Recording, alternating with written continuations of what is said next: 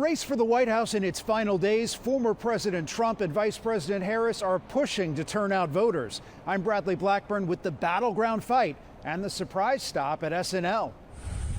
Vice President Kamala Harris made a surprise stop in New York Saturday night, where she went face-to-face with her doppelganger Maya Rudolph on SNL. Because what do we always say? Keep Kamala and carry on, Allah.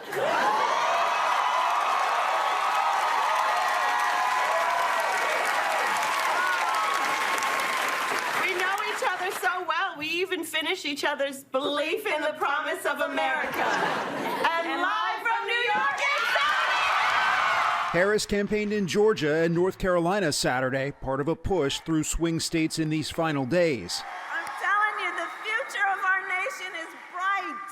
It is bright. We have so much to be optimistic about. I think we have a really good chance to win the popular vote, and I think things are going to be very interesting. Former President Trump also rallied in North Carolina and then campaigned in Virginia, trying to project strength in a state where polls show Harris leads.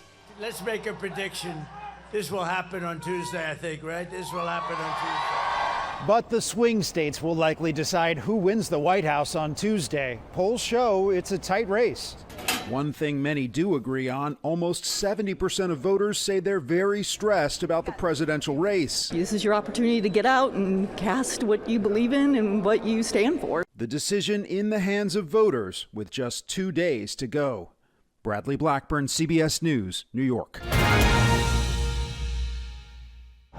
Con drones, francotiradores, vidrios de seguridad y botones de pánico conectados al número de emergencias, varios condados del país se preparan para garantizar un proceso electoral seguro. Nosotros coordinamos esfuerzos con otros alrededor del estado y del país. Estamos preparados para lo peor y tenemos planes de contingencia. Esperamos que solo tengamos un día bonito y pacífico. Uno de los estados clave en estas elecciones es Arizona, que ha destinado millones de dólares para reforzar la seguridad. Autoridades del condado Maricopa, el más poblado de este estado, afirmaron que durante la jornada electoral y el posterior conteo de votos, la seguridad será similar a la de eventos de la magnitud del Super Bowl. No tendremos tolerancia para cualquier actividad criminal.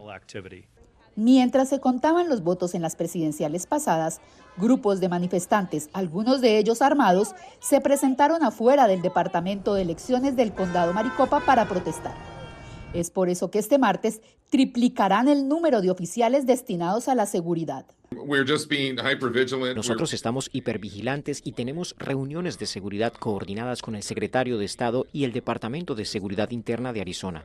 Las autoridades en Arizona le han pedido a los votantes que este martes tengan paciencia, porque se esperan largas filas. En Tucson, Arizona, Paula Díaz, Voz de América. ¿Por qué las elecciones en Estados Unidos siempre se realizan un martes? Aunque puede parecer un detalle trivial, esta fecha no es casualidad.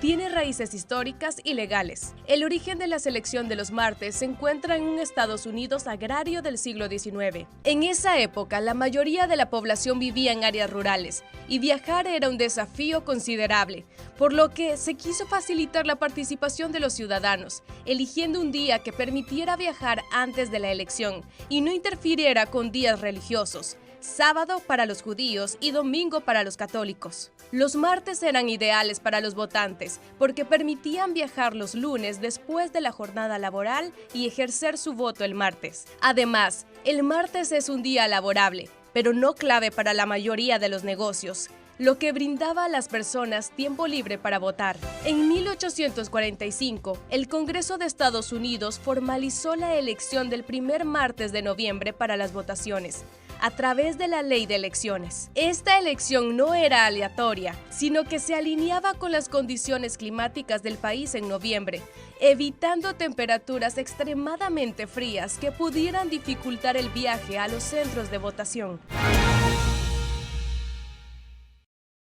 The presidential campaign trail over the final weekend, running straight through the battleground states. Vice President Kamala Harris with multiple stops in Wisconsin Friday, Georgia and North Carolina Saturday, and Michigan Sunday, making closing arguments of her truncated campaign, saying she wants to remind people the stakes of the election. We know who Donald Trump is. Now, this is not someone who is thinking about how to make your life better. The close of former President Trump's third presidential run, also pushing into multiple battleground states. He too was in Wisconsin Friday after Michigan, then Virginia Saturday, Pennsylvania, Georgia, and North Carolina Sunday. I will bring back the American dream and we'll bring it back stronger than ever before. As they sprint to the finish, polls show a race too close to call. Longtime Michigan Representative Debbie Dingell on just how close she believes this race is. Been through enough elections that I can tell you I have never seen a tighter election.